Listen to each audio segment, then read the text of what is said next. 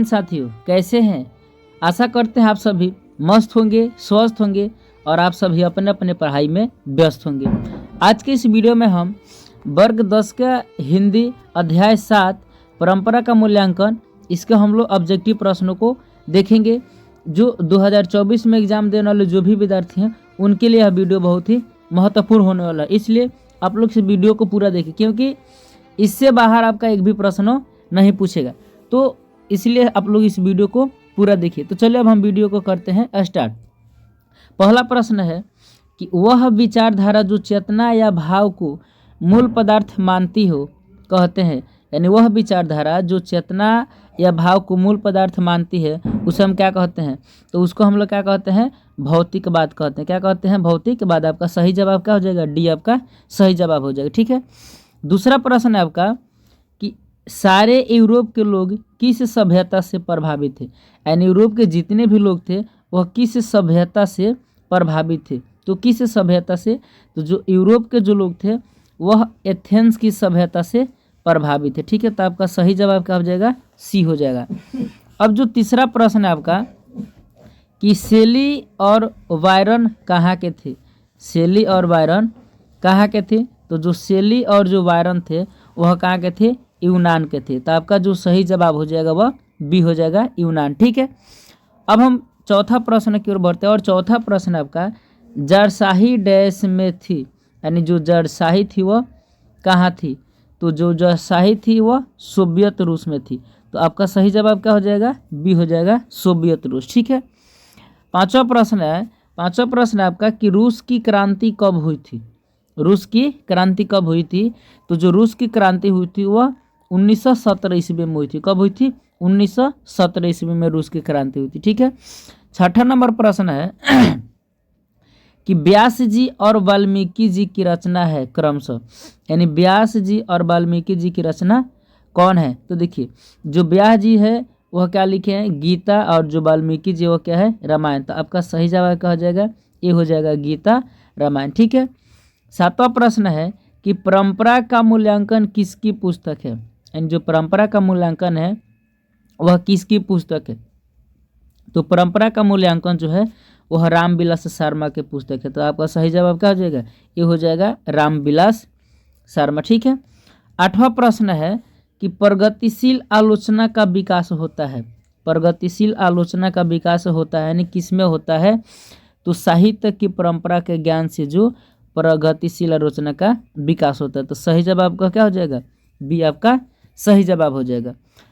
अब 9वां प्रश्न है कि लेखक रामविलास शर्मा कब से कब तक भारतीय प्रगतिशील लेखक संघ के महामंत्री रहे, यानी जो रामविलास शर्मा थे वह कब से कब तक भारतीय प्रगतिशील लेखक संघ के महामंत्री रहे? कब? तो 1949 से 1953 वर्ष तक यह महामंत्री के लेखक के क्या रहे? महामंत्री रहे। ठीक है। कहाँ से? 1949 से 1953 तक रहे। ठीक है। तो अब 10वां प्रश्न है कि साहित्य सापेक्ष रूप में क्या होता है? साहित्य सापेक्ष रूप में क्या होता है? जो साहित्य होता है वह सापेक्ष रूप से क्या होता है? क्या होता है? तो स्वाधीन होता है। ठीक है। क्या होता है? जो साहित्य होता है वह सापेक्ष रूप से स्वाधीन होता है। तो सही जवाब का क्या हो जाएगा? डी आपका सही जवाब हो जाएगा। ठीक है। 11वां प्रश्न नंबर है कि एथेंस किस महादेश में है? जो एथेंस है वह किस महादेश में है? तो जो एथेंस है वह यूरोप में है। कहाँ है? यूरोप में। आपका और सही जवाब क्या हो जाएगा? ये आपका सही जवाब हो जाएगा यूरोप। ठीक है।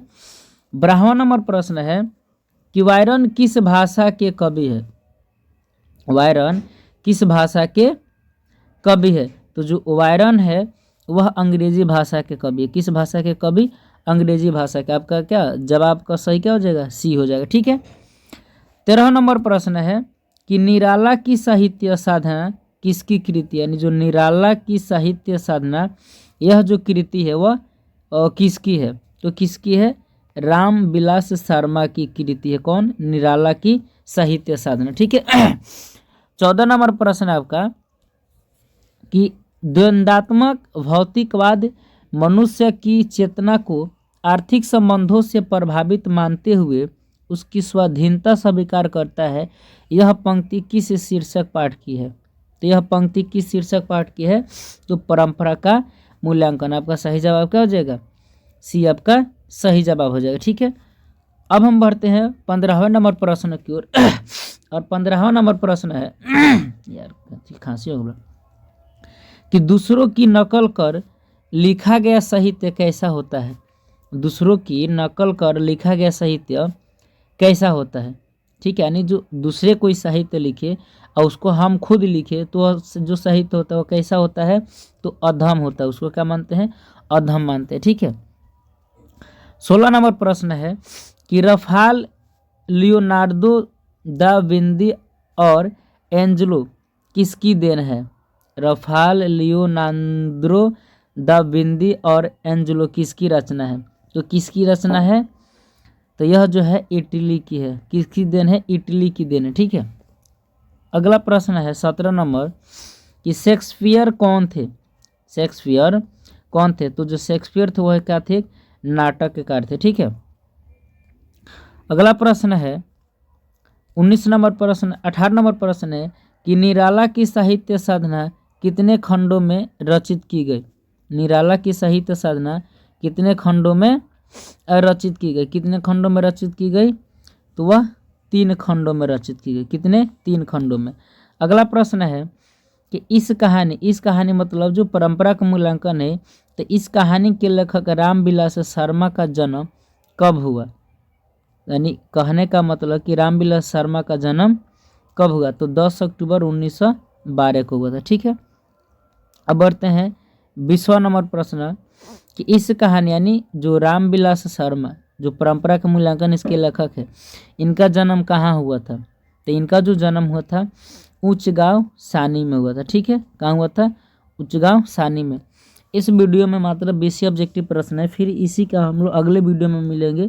तब तक के लिए और जय हिंद।